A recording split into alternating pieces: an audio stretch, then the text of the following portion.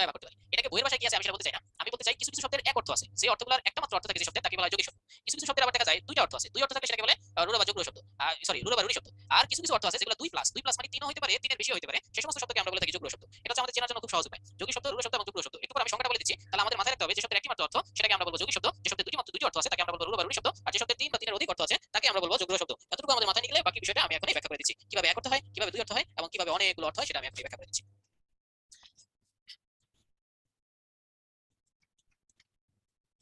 তাহলে আমরা প্রথমে দেখি, দেখেন শব্দটা কিন্তু আমরা আবার দুই ধরনের, যে কোনো শব্দের দুই ধরনের বিশ্লেষণ করা যায়। একটা হচ্ছে শব্দের উৎপত্তি বিশ্লেষণ করা যায়, এই উৎপত্তির সময় আমাদের খেয়াল রাখতে হবে, এখানে একটা জকলা বেশি হয়, মাঝে মাঝে এই উৎপত্তির বানান আসে। একটা হচ্ছে শব্দের উৎপত্তিগত অর্থ, আরেকটা হচ্ছে শব্দের ব্যবহারিক অর্থ, আরেকটা হচ্ছে শব্দের ব্যবহারিক অর্থ। এই শব্দের দুই ধরনের অর্থ আমরা বলে থাকি, শব্দের উৎপত্তিগত অর্থ, ব্যবহারিক অর্থ। যখন শব্দের উৎপত্তিগত অর্থ, ব্যবহারিক অর্থ একই রকম হয়ে যায়, যখন একই রকম হয়ে যায়, যখন সেটা সেম হয়ে যায়, তখনই সেটাকে আমরা বলি যৌগিক শব্দ। যেমন আমি কয়েকটা শব্দ যৌগিক এখানে লিখতে চাই, তাহলে আমার বললে আপনি বুঝতে পারবেন। যেমন ধরেন যৌগিক আমি এখানে একটা শব্দ লিখলাম গায়ক।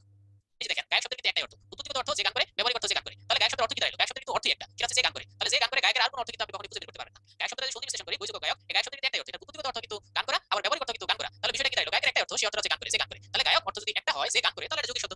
এরপর ধরেন আমি একটা শব্দ এখানে লিখতে পারলাম মধুর। মধুর শব্দের অর্থ হচ্ছে মধুর মতো লাগে। মধুর শব্দটা বিশ্লেষণ করলে আমাদের হবে মধু যোগ র মধুর। এই মধুর শব্দের উৎপত্তিগত অর্থ হচ্ছে মধুর মতো মিষ্টি, আবার ব্যবহারিক অর্থ কিন্তু মধুর মতো মিষ্টি। তাহলে কিন্তু মধুর শব্দটার একটা মাত্র অর্থ, যখন এটা একটা মাত্র অর্থ থাকে অর্থাৎ মধুর মতো মিষ্টি, তখন সেটাকে আমরা যৌগিক শব্দ বলি। এখন আমার মনে হয় একটু দুইটা অর্থ আছে এরকম একটা শব্দ দেখলে আমরা বিষয়টা একটু ক্লিয়ার হবো। দেখেন আমি এখন একটা রূঢ় বা রূঢ়ি শব্দ আলোচনা করব। এই রূঢ় বা রূঢ়ি শব্দের অর্থ হবে কয়টা? দুইটা। এই রূঢ় বা রূঢ়ি শব্দ আলোচনা করলে আপনি পার্থক্যটা বুঝতে পারবেন। এবার দেখেন আমি এখানে একটা শব্দ লিখলাম, সেই শব্দের নাম হচ্ছে হস্তি। এবার হস্তি শব্দের কিন্তু দুইটা অর্থ, এই পাশে থাকবে আমাদের উৎপত্তিগত অর্থ, আর এই পাশে থাকবে আমার ব্যবহারিক অর্থ। কারণ আমরা হস্তি শব্দের ব্যবহারিক অর্থটা আগে দেখি। হস্তি শব্দ দ্বারা আমরা কি বুঝাই? হাতি, এটা হচ্ছে আমার ব্যবহারিক অর্থ। আর এখানে হস্তি দ্বারা উৎপত্তিগত যদি আমি বিশ্লেষণ করি, হস্তযোগ ই, হস্তযোগ দীর্ঘ ই, এটাকে ইন বলা যায়, ইন। তাহলে এটা উৎপত্তিগত অর্থ দ্বারা হস্ত আছে যার, হস্ত আছে যার না লিখে আমি সহজ ভাষায় লিখলাম হাত আছে যার। তাহলে খেয়াল করে দেখেন হাত আছে যার, হাত তো আসলে মানুষের আছে। এখন তো এখানে উৎপত্তিগত অর্থ দ্বারা সেটা মানুষ বুঝাইতে পারে, আর ব্যবহারিক অর্থ দ্বারা সেটা শুধুমাত্র হাতি বুঝাচ্ছে। আর উৎপত্তিগত অর্থ দ্বারা হাত আছে যার এমন বুঝাচ্ছে। দেখেন তাহলে উৎপত্তিগত অর্থ কিন্তু মানুষ হইতে পারে, জামা হইতে পারে, কারণ আমরা জানি যে একটা জামার কি আছে? হাত আছে। তাহলে উৎপত্তিগত অর্থ এটা বৈচিত্র্য ধরনের হইতে পারে, কিন্তু এটা ব্যবহারিক অর্থ হচ্ছে হাতি। তাহলে আমরা এখানে কয় ধরনের অর্থ পাচ্ছি? দুই ধরনের অর্থ পাচ্ছি, একটা হচ্ছে যার হাত আছে, আরেকটা পাচ্ছি কি আমরা হাতি পাচ্ছি। যখন এই দুই ধরনের অর্থ পাওয়া যায় তখন সেটাকে আমরা বলি রূঢ় বা রূঢ়ি শব্দ। আশা করি আপনারা এতটুকু বুঝতে পেরেছেন। আরো দুইটা শব্দ আমরা এখানে দেখি, যেমন ধরেন এখানে একটা শব্দ আছে বাঁশি। তো বাঁশি শব্দটা কিন্তু আমরা সাধারণত বাঁশি শব্দ ব্যবহারিক অর্থ যা বুঝি, বাঁশি বললে আমাদের কল্পনায় চলে আসে একটা বাদ্যযন্ত্র। বাঁশি বললে আমাদের কল্পনায় একটা বাদ্যযন্ত্রের কথা চলে আসে, তাহলে এটা ব্যবহারিক অর্থটা মূলত হচ্ছে বাদ্যযন্ত্র। তাহলে বাঁশি একটি বাদ্যযন্ত্রের ব্যবহারিক অর্থ, কিন্তু উৎপত্তিগত অর্থ কি জানেন? উৎপত্তিগত অর্থ হচ্ছে বাঁশের তৈরি, বাঁশের তৈরি। তাহলে বাঁশের তৈরি তো ভাই লাঠিও হইতে পারে, বাঁশের তৈরি তো লাঠিও হইতে পারে, বাঁশের তৈরি লাঠির পাশাপাশি এটা খুঁটিও হইতে পারে। তাহলে কি দাঁড়াইলো? বাঁশি শব্দের কিন্তু আমরা দুই ধরনের অর্থ করতে পারছি। ব্যবহারিক অর্থে আমরা বাদ্যযন্ত্র হিসেবে ব্যবহার করলেও বাঁশি শব্দের মূল অর্থ কিন্তু বাঁশের তৈরি, তাহলে সেটা লাঠিও হইতে পারে, সেটা খুঁটিও হইতে পারে। আবার যে একজন একজনকে বাঁশ দেয় সেটাও হইতে পারে। তাহলে এই যে যখন দুই ধরনের অর্থ পাওয়া যাচ্ছে তখন সেটাকে আমরা বলি রূঢ় বা রূঢ়ি শব্দ। আর যখন এক ধরনের অর্থ পাচ্ছি, যেমন ধরেন গায়ক শব্দের অর্থ গান করা, উৎপত্তিগত অর্থ গান করা, আবার ব্যবহারিক অর্থ কিন্তু গান করা। যখন আমরা একটা মাত্র অর্থ পাচ্ছি তখন সেটা হয়ে যাচ্ছে যৌগিক শব্দ। আর যখন দুই ধরনের অর্থ পাচ্ছি তখন সেটা হয়ে যাচ্ছে আমার রূঢ়ি শব্দ। আরো কয়েকটা যৌগিক শব্দের উদাহরণ আমরা একটু দেখি। যেমন আমি একটা শব্দ লিখলাম এখানে কর্তব্য। কর্তব্য শব্দটা আমাদের যা করা উচিত। কর্তব্যের আর কোনো অর্থ নাই। কর্তব্য মানে যা করা উচিত, ত্রিযুক্ত কর্তব্য, যা করা উচিত। তাহলে কর্তব্যের উৎপত্তিগত অর্থ কি? যা করা উচিত। কর্তব্যের ব্যবহারিক অর্থ কি? যা করা উচিত। তাহলে উৎপত্তিগত অর্থ ব্যবহারিক অর্থ দুটো একই রকম, একই রকম মানে একটা অর্থ আছে। কর্তব্য মানে যা করা উচিত। অর্থাৎ যখন কোনো শব্দের একটা মাত্র অর্থ থাকবে তখন সেটা যৌগিক শব্দ। এই টপিকটা আমি একটু সময় দেব। কেন সময় দেব? কারণ এই টপিকটা থেকে প্রচুর প্রশ্ন আসে এবং প্রচুর প্রশ্ন আপনারা হয়তো সন্দেহের আকারে এটা পড়ে একটা সমাধান করে ফেলতে পারেন, কিন্তু অনেকে এর গভীরতা বুঝতে পারে না। যাই হোক, তাহলে কর্তব্যের একটাই অর্থ, সেটা যা করা উচিত। কর্তব্যের উৎপত্তিগত অর্থ যা করা উচিত, ব্যবহারিক অর্থ কিন্তু যা করা উচিত। তাহলে কর্তব্যের যদি একটা মাত্র অর্থ হয়ে থাকে তাহলে সেটা যৌগিক শব্দ, তাহলে সেটা যৌগিক শব্দ। এবার আমরা যৌগিক শব্দের আরো একটা শব্দ দেখি। যেমন ধরেন এখানে একটা যৌগিক শব্দ আছে বাবুয়ানা। বাবুয়ানা শব্দটা হচ্ছে বাবুর মতো, যার মুড বেশি, যার ভাব বেশি, যার ভাবটা হচ্ছে বাবুর মতো। এই বাবু কিন্তু ভাই বেবি, আমরা যে বেবি বলি সেই বেবি নয়। এই বাবু মানে হচ্ছে ভাই সাহেব, কারণ আপনারা তো বাবু শুনলে বেবি বুঝেন, কিন্তু এই বাবু হচ্ছে সাহেব, যার ভাব সাহেবের মতো তাকে বলা হয় বাবুয়ানা। তাহলে বাবুয়ানার উৎপত্তিগত অর্থ কিন্তু সাহেবের মতো ভাব, আবার ব্যবহারিক অর্থ কিন্তু সাহেবের মতো ভাব। তাহলে মূল বিষয়টা কি দাঁড়ালো? বাবুয়ানার একটা অর্থ, তাহলে একটা অর্থ হইলে সেটা যৌগিক শব্দ। একটা অর্থ হইলে সেটা যৌগিক শব্দ। যেমন একটা শব্দ এখানে 19 এর বই আছে, সেটা আমরা লিখছি, সেটা হচ্ছে পিতৃহীন। পিতৃহীন মানে কি ভাই? পিতা নাই। তাহলে পিতৃহীনের উৎপত্তিগত অর্থ পিতা নাই, আবার ব্যবহারিক অর্থ পিতা নাই, তাহলে এক অর্থ। যখন দুইটা অর্থ একই রকম বা একই অর্থ তখন সেটাকে আমরা বলবো যৌগিক শব্দ। এবার আরো একটা রূঢ়ি শব্দের উদাহরণ আমরা দেখছি, তাহলে আমরা দুইটা পার্থক্য আরো ভালো বুঝতে পারবো। যেমন ধরেন আমি এখানে বললাম হরিণ। হরিণ শব্দ হচ্ছে হরণ করে যা। এই হরিণ বলতে আমরা সাধারণত এখানে বলতে একটা প্রাণীকে বুঝি। তাহলে ব্যবহারিক অর্থ হরিণ বলতে আমরা হরিণকে বা একটা প্রাণীকে বুঝি। কিন্তু এটার উৎপত্তিগত অর্থ কি জানেন? যাহা আপনাকে হরণ করে। তাহলে হরিণ শব্দটা কিন্তু ঘাতকও বুঝায়, অর্থাৎ যে আপনাকে হত্যা করে। আবার হরিণ দ্বারা কিন্তু একটা নারীও বুঝাইতে পারে, যে নারী আপনার হৃদয়কে কি করে নিয়েছে? হরণ করে নিয়েছে। তাহলে হরিণের কিন্তু দুই ধরনের মিনিং আমরা পাচ্ছি, একটা হচ্ছে তাকে ঘাতক করতে পাচ্ছি, আর একটা হচ্ছে প্রাণী বিশেষত্ব পাচ্ছি। যখন দুই ধরনের অর্থ পাচ্ছি তখন সেটা হয়ে যাচ্ছে আমাদের কি শব্দ? রূঢ় বা রূঢ়ি শব্দ। এবার আরেকটা শব্দ আমরা দেখছি, সেটা হচ্ছে তৈল। তৈল শব্দটা যদি আমরা খেয়াল করে দেখি, তৈল শব্দটাকে আমরা সাধারণত কি বুঝি? আমরা সাধারণত তৈল শব্দটা যে অর্থে ব্যবহার করে থাকি সেটা হচ্ছে এটা একটি স্নেহ জাতীয় পদার্থ, বা তৈল শব্দটাকে আমরা ব্যবহার করতে শুধু তেল বুঝি। কিন্তু এটা উৎপত্তিগত অর্থ যদি আপনি বিশ্লেষণ করেন, এটা এসেছে মূলত তিল থেকে। তিল যোগ স্ন দুটো মিলে হয়েছে তৈল। তিল যোগ স্ন দুটো মিলে হয়েছে তৈল, তাহলে এটা বুঝাচ্ছে তিলের তেল। এটার উৎপত্তিগত অর্থ হচ্ছে কিন্তু তিলের তেল। আর ব্যবহারিক অর্থ বা বাস্তব অর্থে আমরা পাচ্ছি তৈল মানে সকল প্রকার তৈল। তাহলে এখানে কিন্তু দুই ধরনের আইডিয়া পাচ্ছি, একটা হচ্ছে সকল প্রকার তৈল পাচ্ছি, আবার আমরা এখানে কি পাচ্ছি? তিলের তেল পাচ্ছি। যখন এই দুইটা ধরনের আইডিয়া পাচ্ছি, দুই আইডিয়া, তখন সেটা কিন্তু আমার রূঢ় বা রূঢ়ি শব্দ হয়ে গেছে। আমার মনে হয় এই দুইটা পার্থক্য আপনারা বুঝতে পেরেছেন। এখন আমি একটা শব্দ আপনাকে দিব, আপনারা বলবেন এটা কি যৌগিক শব্দ না রূঢ় শব্দ? আমি দিব, আপনারা চিন্তা করে বলবেন। চিন্তা করার জন্য আপনারা 20 মিনিট না, সরি 20 সেকেন্ড সময় দেওয়া হবে। ও আরেকটা শব্দ আমি আপনাদের বলে দিই, সহজ একটা শব্দ। যেমন আমরা সারা জীবন পড়েছি গবেষণা করা। তো গবেষণা বলতে আমরা কি বুঝি? ব্যবহারিক অর্থে রিসার্চ করা। কিন্তু এটা যদি আপনি ভাঙেন তাহলে তারা গোযোগ আসনা। আসনা শব্দটা হচ্ছে খোঁজা, আর গো শব্দটা গরু। তাহলে এটা উৎপত্তিগত অর্থ কিন্তু গরু খোঁজা, আর ব্যবহারিক শব্দ হচ্ছে রিসার্চ করা। তাহলে একপাশে কই গরু খোঁজা আর কই হচ্ছে রিসার্চ করা, কত পার্থক্য? হুমায়ুন আহমেদ গবেষণা করেন, এর মানে তিনি রিসার্চ করেন। আর যদি বলি দেলোয়ার দুলাল গবেষণা করেন, তাহলে দেলোয়ার দুলাল গরু খুঁজেন। তাহলে দুইটা হতে পারে। রাখাল গবেষণা করেন, এর মানে কিন্তু রাখাল গরু খুঁজেন। আর হুমায়ুন আহমেদ গবেষণা করেন, তার মানে তিনি রিসার্চ করেন। এটা পার্থক্য আছে। তাহলে দুই ধরনের অর্থ পাইলে সেটা আমার রূঢ় শব্দ হয়ে গেল, রূঢ় বা রূঢ়ি শব্দ। আমি লাস্ট আরেকটা শব্দ বিশ্লেষণ করে তারপর এই পার্টটা আমি পরবর্তী শব্দটা যেটা বাকি আছে সেটা আমি বলে দেব, তারপর শেষ আমার। সন্দেশ। সন্দেশ শব্দটা বলে আমরা বুঝি যে ছোটবেলায় আমরা যে সন্দেশ খাইতাম সেটা হচ্ছে মিষ্টান্ন জাতীয়, মিষ্টান্ন খাবার। আচ্ছা, মিষ্টান্ন খাবার বা মিষ্টি জাতীয় খাবার, এটা কিন্তু ব্যবহারিক অর্থ, অর্থাৎ আমরা যেটা বুঝি। কিন্তু সন্দেশ অনেক আগে এক রাজা আরেক রাজার কাছে সন্দেশ পাঠাতো, তখন কিন্তু সন্দেশ দ্বারা এই মিষ্টি বুঝাই নাই, তখন সন্দেশ দ্বারা কি বুঝাতে জানেন? সংবাদ। তাহলে এক রাজা আরেক রাজার কাছে সন্দেশ পাঠাতো, সেটা ছিল সংবাদ। ধীরে ধীরে মানুষ এই সংবাদ পাঠাইতে গিয়ে, যেমন সুসংবাদ, যেমন আপনি আপনার কোনো একটা আত্মীয়ের বাড়িতে কি পাঠাবেন? সুসংবাদ পাঠাবেন, আপনার একটা বেবি হয়েছে, বাচ্চা হয়েছে। তখন আপনি সন্দেশ যখন পাঠাচ্ছেন তখন তার সাথে কিন্তু আবার কিছু মিষ্টি জাতীয় খাবার মিষ্টি পাঠাচ্ছেন বা সন্দেশই পাঠাচ্ছেন, তখন কি হয়ে গেল? সংবাদ মানে সন্দেশ হয়ে গেল। আসলে আপনি পাচ্ছেন কিছু সংবাদ, আর যেহেতু বাচ্চা হয়েছে সাথে পাচ্ছেন কিছু মিষ্টি, এরপরে দিয়ে সংবাদই হয়ে গেছে সন্দেশ। আশা করি আপনারা এই দুটো পার্থক্য বুঝেছেন। আমি অন্য পৃষ্ঠায় গিয়ে প্রশ্নগুলো করতে চাই। আমি প্রশ্ন 4-5টাই করব। দেখি আপনারা অ্যানসার দেন। বলবেন এটা কি যৌগিক নাকি রূঢ়? যদি যৌগিক হয় যে দিবেন, আর রূঢ় হলে আর দিবেন। বলেন দেখি। বাঁশি, বাঁশি কোন ধরনের শব্দ? হ্যাঁ, বাঁশি রূঢ়। হ্যাঁ, হয়ে গেছে। আমরা বেশি সময় এখানে দিব না। এরপর বলেন দেখি আপনি গায়ক, গায়ক কোন ধরনের শব্দ? গায়ক, গায়ক কোন ধরনের শব্দ? গায়ক হচ্ছে যৌগিক, যৌগিক হয়ে গেছে। Thank you, thank you. এবার বলেন তৈল, তৈল কোন ধরনের শব্দ? তৈল, তৈল কোন ধরনের শব্দ? তৈল রূঢ়। হ্যাঁ, অ্যানসার কারেক্ট।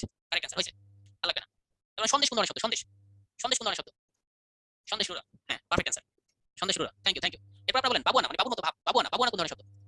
বাবুয়ানা, বাবুয়ানা যৌগিক শব্দ, যৌগিক শব্দ, যৌগিক। হ্যাঁ, থ্যাংক ইউ। হয়েছে, হয়েছে, হয়েছে। এরপর দেখি আপনারা এটা পারেন কিনা। হস্ত আছে যার, হস্তি, হস্তি কোন ধরনের শব্দ? হস্তি, হস্ত আছে যার, হস্তি। হ্যাঁ, গুড। হয়েছে, হয়েছে। অ্যানসার রূঢ়, অ্যানসার। হস্তি রূঢ়। হ্যাঁ, কারেক্ট অ্যানসার। আপনারা সব পারেন। আর দুইটা করি, আর দুইটা করে পরে অন্যটা পিছে চলে যাই। আর দুইটা করি। এরপর দেখি আমরা পারেন কিনা। প্রবীণ, প্রবীণ প্র শব্দটা হচ্ছে দা বেস্ট, মানে যেটাকে বাংলায় প্রকৃষ্ট বলি। প্রবীণ আর বিন মানে বিনা, বিন মানে বিনা। হ্যাঁ, থ্যাংক ইউ। এটা দুটো অ্যানসার আছে। একটা হচ্ছে যে ভালো বিনা বাজায়, আর একটা অ্যানসার হচ্ছে প্রবীণ দ্বারা বয়স্ক বোঝায়। প্রবীণ দ্বারা ভালো বিনা বাদক বোঝায়, আবার প্রবীণ দ্বারা বয়স্ক বোঝায়। যেহেতু দুই ধরনের অ্যানসার, দুই ধরনের উত্তর আছে, তাহলে সেটা কি শব্দ? রূঢ় শব্দ। Thank you, thank you. হয়েছে, আপনাদের হয়েছে। Right answer. এরপর আমাদের শুধু বাকি থাকে, কি বাকি থাকে বলেন তো? শুধু বাকি থাকে যোগ রূঢ়। আমি এখন যোগ রূঢ়টা বলে দিয়ে এই টপিকটাকে ক্লোজ করে দিচ্ছি। যোগ রূঢ়। এবার আলোচনা হবে যোগ রূঢ়। আচ্ছা, পেছনে গেলাম। যোগ রূঢ়র জন্য তো আমি কোনো জায়গায় রাখলাম না। লেখালেখি কোথায় করব? এখান থেকে কয়েকটা আইটেম মুছে দিয়ে তারপর ওই জায়গায় আমি লেখালেখি করছি। ওকে, এই জায়গাটায় আমার মোটামুটি যোগ রূঢ়র লেখালেখি হয়ে যাবে। এবার যোগ রূঢ়টা দেখেন, যোগ রূঢ় কিন্তু আপনার দেখা যায় একাধিক অর্থ, মানে 2 এর বেশি অর্থ বা 3 এর বেশি অর্থ পারে, অনেক অর্থ হতে পারে যোগ রূঢ়। সাধারণত 2 এর বেশি অর্থ হয় যোগ রূঢ়। আর যোগ রূঢ় আর রূঢ়ের মধ্যে একটা পার্থক্য আমি বলে দেই। যোগ রূঢ়তে মনে করবেন সমাস সাধিত। যদি কোনো কিছু সমাস সাধিত হয় তাহলে সেটা যোগ রূঢ় হয়। সমাস প্লাস এক কথায় প্রকাশ। যদি আপনি দেখেন যে অনেকটা এক কথায় প্রকাশের মতো, তাহলে সেটা যোগ রূঢ় হওয়ার প্রবণতা বেশি থাকে। এখন যোগ রূঢ় আমি অ্যানসার দিচ্ছি আপনাদের। যেমন ধরেন সমাস, সমাসের কয়েকটা অ্যানসার দিই। জল দেয় যা জলত, বল দেয় যা, সেটাকে কি বলি? বলত। এবার দেখেন এটার কয় ধরনের অর্থ আমরা পাই। এক নম্বর জলত বললে আমরা সাধারণত ডাইরেক্ট কথায় কি বুঝি? মেঘ বুঝি। মেঘের উপর নাম কিন্তু জলত। জল দেয় যা। এবার দেখেন জল আমাদের কে দেয়? জল আমাদের মেঘ কিন্তু আমাদের জল দেয়। কারণ মেঘ কিন্তু ধপাস করে আমাদের কি ঢেলে দেয়? বৃষ্টি ঢেলে দেয়। সেটাকে আমরা জল বলি। তাহলে মেঘ আমাদের জল দেয়। এক নম্বর মেঘ পেলাম অর্থ। এরপর দেখেন কে আমাদের জল দেয়? পুকুর, সেও কিন্তু আমাদের জল দেয়। মেঘ আমাদের জল দেয়, পুকুর আমাদের জল দেয়, সাগর আমাদের জল দেয়, সরোবর, সরোবর মানে কি? দিঘি, দিঘি আমাদের জল দেয়। আর যাদের ছোট বাচ্চা আছে তারা জানেন বাচ্চারা মানে মিনিট পর পর জল দেয় অথবা ঘন্টা পর পর বাচ্চারা কিন্তু জল দেয়। আমার মনে হয় এটা আপনারা বুঝতে পেরেছেন। তাহলে জল দ্বারা তো অনেক কিছু বোঝায়। জল দ্বারা মেঘ বোঝায়, জল দ্বারা পুকুর বোঝায়, জল দ্বারা কি যেন সরোবর বোঝায়, জল দ্বারা সমুদ্র বোঝায়, জল দ্বারা বাচ্চাও বোঝাতে পারে। যারা জল দেয় তারা সবাই। আর মেয়ে মানুষ, রবীন্দ্রনাথ ঠাকুর বলেছেন মেয়েরা যুক্তি বোঝে না, সব ক্ষেত্রেই চোখে জল ফেলে যেতে চায়। তো মেয়ে মানুষ কিন্তু অল টাইম জল দেয়। তবে বাচ্চা জল দেয় আর মেয়ে মানুষের জল দেওয়ার পার্থক্য আছে। তারা চোখে জল দেয়, মেয়ে মানুষ অল টাইম কিন্তু চোখে জল দেয়। অর্থাৎ মেয়ে মানুষের চোখটাকেও আপনি জল বলতে পারেন। তাহলে জল শব্দটা হচ্ছে জল দেয় যে, এটা একটা সমাস সাধিত শব্দ, সুতরাং এটা একটি যোগ রূঢ় শব্দ। এবং এটা কতগুলো অর্থ দেখেন। এটা একটা অর্থ মেঘ, একটা অর্থ পুকুর, একটা অর্থ সাগর, একটা অর্থ সমুদ্র, একটা অর্থ বাচ্চা হতে পারে, একটা অর্থ মেয়ে মানুষ হতে পারে। আবার দেখেন বল দেয়। বল বলতে আমরা সাধারণত একটা সাহায্য বুঝি। কিন্তু এখানে বল দেয় যা, বল তো আসলে যারা পালোয়ান তারাও কিন্তু বল দেয়। তাহলে পালোয়ানও বুঝাইতে পারে। বলত দ্বারা একজন পালোয়ানও বুঝাইতে পারে। কারণ পালোয়ান কি দেয়? বল দেয়। এবার দেখেন ইঞ্জিন, ইঞ্জিনে মারাত্মক পরিমাণে শক্তি থাকে বিভিন্ন ইঞ্জিনের। তাহলে ইঞ্জিনও কিন্তু আমাদের কি দেয়? বল দেয় বা শক্তি দেয়। অর্থাৎ যে বল দেয় যে শক্তি দেয়। এবার ধরেন খাদ্য, খাদ্যরও কিন্তু একটা বল দেওয়ার বা শক্তি দেওয়ার ক্ষমতা আছে। তাহলে এগুলো কিন্তু প্রচুর অর্থ দাঁড়ায়। অর্থাৎ বল দেয় যে, তাহলে এটা কিন্তু বলত। এরপর আমরা আরেকটা শব্দ দেখলাম, সেটা হচ্ছে সরোজ। সরোজ শব্দটা হচ্ছে সরোবর, সরোবর শব্দটা দিঘি। আর এই জ শব্দটা হচ্ছে জন্মানো। তাহলে সরোবরে জন্মে যা, সরোবরে জন্মে যা, এটা দ্বারা আমরা প্রথম সাধারণত কি বুঝি? পদ্ম বুঝি। এরপর সরোবরে জন্মে যা, পদ্মও জন্মাইতে পারে। আবার দিঘির মধ্যে তো আমরা কিছু আগাছাও দেখি জন্মায়। আবার দিঘির মধ্যে কিছু শ্যাওলাও জন্মাইতে পারে। দিঘির মধ্যে শ্যাওলাও জন্মাইতে পারে। আবার দিঘির মধ্যে কিন্তু মাছও জন্মাইতে পারে। তাহলে সরোবরে কিন্তু প্রচুর অর্থ করা যায়। যখন কোনো শব্দ সমাস সাধিত হয় এবং প্রচুর পরিমাণে অর্থ করা যায়, তখনই সেটাকে আমরা বলে থাকি যোগ রূঢ় শব্দ। আমার মনে হয় এটা বুঝেছেন। আমি যোগ রূঢ় শব্দ আর কয়েকটা আলোচনা করে দিই, তাহলে আপনারা বুঝতে পারবেন। যেমন ধরেন জলধি, জলধি, ধি শব্দটা হচ্ছে ধারণ করা। এটা একটা পাত্র চিন্তা করতে পারেন। এই যে একটা পাত্র, যে পাত্রটা উপর থেকে বৃষ্টি পড়ছে, আর জলধি সেই পাত্রটা ধারণ করবে। তাহলে জলধি শব্দের এক কথায় বুঝি আমরা সাগর। কারণ উপর থেকে বৃষ্টি পড়ে, সাগর সেটাকে বুকে ধরে রাখে। এই ধি শব্দটা হচ্ছে ধারণ করা বা ধরে রাখা। তাহলে সাগর জল ধারণ করে, জল কি শুধু সাগরই ধারণ করে? না, সাগরের পাশাপাশি নদী জল ধারণ করে, সাগরের পাশাপাশি আপনার মনে করেন কি পুকুর জল ধারণ করে, বিল, মাঠ, ঝিল, ঘাট সবকিছু জল ধারণ করে, বাচ্চা পোলাপান জল ধারণ করে, একটা পুরুষ জল ধারণ করে, একটা নারীও জল ধারণ করে, সবাই কিন্তু জল ধারণ করে। কিন্তু বুঝাচ্ছে কাকে? সাগরকে। যখন অনেক অর্থ করা যায়, সমাস সাধিত হয়, কিন্তু একটা বিশেষ অর্থের দিকে ধাবিত হয়, তখন সেটাকে আমরা কি বলে থাকি? যোগ রূঢ় শব্দ। আমার মনে হয় আপনারা পার্থক্যটা বুঝতে পেরেছেন। এবার আসেন মহাযাত্রা। মহাযাত্রা একটা ব্যাখ্যা দিই। মহাযাত্রার ব্যবহারিক অর্থ ডাইরেক্ট বুঝি কি বুঝি? যে হুমায়ুন আহমেদ মহাযাত্রা করেছে, মানে হুমায়ুন আহমেদ মারা গেছে। এক কথায় তারা মহাযাত্রা মারা বোঝায়। কিন্তু মহাযাত্রা তো আসলে মহা সমারোহে যাত্রা। সমারোহ শব্দটা হচ্ছে আয়োজন। মহা আয়োজনে যে যাত্রা সেটাকে বলা হয় মহাযাত্রা। তাহলে রথযাত্রা হিন্দু ধর্মে সেটা মহাযাত্রা হয়। আমাদের যে রসগুলো হয় রাজনীতি, সেটা কিন্তু মহাযাত্রা হয়। তারপর যে মনে করেন বড় বড় সমিতির যে সভাগুলো হয়, সেটাও মহাযাত্রা হয়। মানুষ মরে যায়, তাকে ফানাইলে নিয়ে যায়, সেটাও কিন্তু মহাযাত্রা হয়। তাহলে মহাযাত্রা কিন্তু প্রচুর অর্থ। মহা সমারোহে যাত্রা, মহা আয়োজনের যাত্রা, সেটা কিন্তু যোগ রূঢ় শব্দ। এবং এটি একটি সমাস সাধিত এবং পড়লেই বোঝা যায় এটি এক কথায় প্রকাশ। আমার মনে হয় আপনারা এটাও বুঝতে পেরেছেন। এরপর ধরেন আমি আরেকটা শব্দ যেটা বহুবার পরীক্ষা আসে, এটা আমি আলোচনা না করলেই নয় যোগ রূঢ় ক্ষেত্রে, সেই শব্দটা হচ্ছে পঙ্কজ। পঙ্কজ, পঙ্কজ শব্দটা হচ্ছে কাদা। কাদা মানে হচ্ছে প্যাক, প্যাক। ওই মাঠ যেটাকে বলে, এমডি মাঠ মানে কাদা। আর জ শব্দটা হচ্ছে জন্মানো। তাহলে পঙ্কে জন্মে যা, পঙ্কে জন্মে যা দ্বারা এটাকে সহজ ভাষায় পদ্ম বলা হয়। কিন্তু পঙ্কজ, পঙ্কে কি শুধু পদ্ম জন্মায়? না, পদ্ম জন্মায়, আগাছা জন্মায়, পঙ্কজে ধান জন্মায়, কাদার মধ্যে ধানও জন্মাইতে পারে, পদ্মও জন্মাইতে পারে, আগাছাও জন্মাইতে পারে, এই অনেক কিছু জন্মাতে পারে। তাই যেহেতু অনেক কিছু জন্মাতে পারে, অনেক অর্থ, তাহলে সেটা যৌগিক শব্দ, সরি যোগ রূঢ় শব্দ, যোগ রূঢ় শব্দ। আশা করি আপনারা এই তিন প্রকার শব্দের পার্থক্য বুঝতে পেরেছেন। তাহলে যদি এক অর্থ হয় যৌগিক, যদি দুই অর্থ হয় রূঢ়, আর যদি দুইয়ের অনেক বেশি অর্থ হয় এবং সেটা সমাস সাধিত হয়, তাহলে সেটা কি? যোগ রূঢ়। হ্যাঁ, এখানে একজন বলছে যে তৈলের ক্ষেত্রে তো ভাই দুইয়ের অধিক অর্থ হয়। হ্যাঁ, তৈলের ক্ষেত্রে দুইয়ের অধিক অর্থ হতে পারে, কিন্তু খেয়াল করে দেখেন তৈল কিন্তু সমাস সাধিত নয়। তৈলটা কিন্তু আপনার প্রত্যয় সাধিত। এইজন্য সেটা রূঢ় হয়েছে। পার্থক্যটা কিন্তু এখানে আমি বলে দিয়েছিলাম। যোগ রূঢ় সমাস সাধিত হতে হবে, আবার হচ্ছে যোগ রূঢ় সাধারণত এক কথায় প্রকাশের মতো হয়। তাহলে মোট কথা হচ্ছে যোগ রূঢ় সমাস সাধিত হতে হবে। যখন সমাস সাধিত হবে, অনেক অর্থ প্রকাশ করবে, তখন সেটা যোগ রূঢ়। আর তিনটা যেহেতু সমাস সাধিত নয়, তাই সেটা রূঢ় বা রুঢ়ি হবে। রূঢ় বা রুঢ়ি হবে। Thank you. এখন আপনাদের কিছু প্রশ্ন করতে চাই। আমি এই পেজ থেকে চলে যাব, তারপর প্রশ্ন করব, দেখি আপনার প্রশ্নের কত পার্সেন্ট কারেক্ট অ্যানসার দেন। এখানে মেধাবী স্টুডেন্টের সংখ্যা বেশি, আশা করি সবাই পারবেন। রেডি? আমি প্রশ্ন করব, আপনারা বলেন কোন ধরনের শব্দ। যদি যোগ রূঢ় হয় তাহলে যে আর লিখবেন, যে আর যোগ রূঢ়। যদি যৌগিক হয় শুধু যে লিখবেন, আর রূঢ় হলে তো আর লিখবেন, বুঝতে পেরেছেন? তাহলে দেখি আপনারা শুরু করেন। সরোজ, সরোজ, সরোজ মানে সরোবরে জন্মে যা, সরোজ। দিঘিতে জন্মে যা, সরোবরে জন্মে যা, সরোজ। বলেন সরোজ কোন ধরনের শব্দ? সরোজ কোন ধরনের শব্দ? যোগ রূঢ়, যোগ রূঢ়, যোগ রূঢ়। হ্যাঁ, হয়ে গেছে। Thank you. এরপর দেখি আরেকটা শব্দ, বাবুর মতো ভাব। বাবুর মতো ভাব বা বাবুয়ানা। বলেন বাবুয়ানা কোন ধরনের শব্দ? বাবুর মতো ভাব, বাবুয়ানা। বাবুয়ানা কোন ধরনের শব্দ?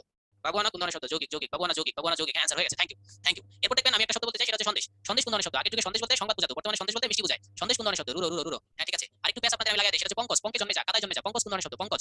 পঙ্কজ যোগ রুরো, পঙ্কজ যোগ রুরো, পঙ্কজ যোগ রুরো। রাইট অ্যান্সার যোগ রুরো। আমার হচ্ছে লাস্ট প্রশ্ন, জলদ। জল দেয় যা, জলদ। জলদ দ্বারা মেঘ বুঝায়, জলদ দ্বারা জল দেয় যা সব বুঝায়। জলদ যোগ রুরো শব্দ। হ্যাঁ এই তো মোটামুটি আমাদের সব হয়ে গেছে। আমি যে শব্দটা পড়াই নাই, দেখি আপনারা এরকম একটা শব্দ দেই, চিন্তা করে অ্যান্সার দিবেন পড়ানো ছাড়া। এবার দেখবো আপনাদের মাস্টারি কতটুকু, আপনাদের মাস্টারি কতটুকু। বলেন এটা কি শব্দ? গোলাপ কি শব্দ? গোলাপ। যৌগিক যৌগিক। মৌলিক যারা বলেছেন তারা রাইট অ্যান্সার দিয়েছেন। যারা মৌলিক দিয়েছেন তারা রাইট অ্যান্সার, যারা যৌগিক দিয়েছেন সেটা রাইট অ্যান্সার। অর্থগত দিক থেকে এটা যৌগিক শব্দ, আর গঠনগত দিক থেকে এটা মৌলিক শব্দ। রাইট অ্যান্সার, দুটোই রাইট অ্যান্সার। Thank you. যদি আমি এটাকে অর্থগত দিক থেকে প্রশ্ন করি তাহলে অ্যান্সার হবে যৌগিক, আর যদি গঠনগত দিক থেকে প্রশ্ন করি তখন এটা সাধিত না হয় অ্যান্সার হবে মৌলিক। হয়েছে হয়েছে। প্রশ্ন করলে ভালো লাগে না খারাপ লাগে? এটা বলেন তো একটু, প্রশ্ন করলে ভালো লাগে না খারাপ লাগে? প্রশ্ন করলে ভালো লাগে না খারাপ লাগে? ভালো। ওরে আল্লাহ, থ্যাংক ইউ থ্যাংক ইউ। আচ্ছা আমাদের এই অধ্যায়টা আমরা এখন শেষ করে দিলাম। বাকিটুকু আপনারা বই ধরলেই বুঝতে পারবেন। এই অধ্যায় আমাদের শেষ। এবার আমরা যাবো উৎস বা উৎপত্তি অনুসারে। উৎস বা উৎপত্তি অনুসারে শব্দের প্রকার সেটা চলে যাবো।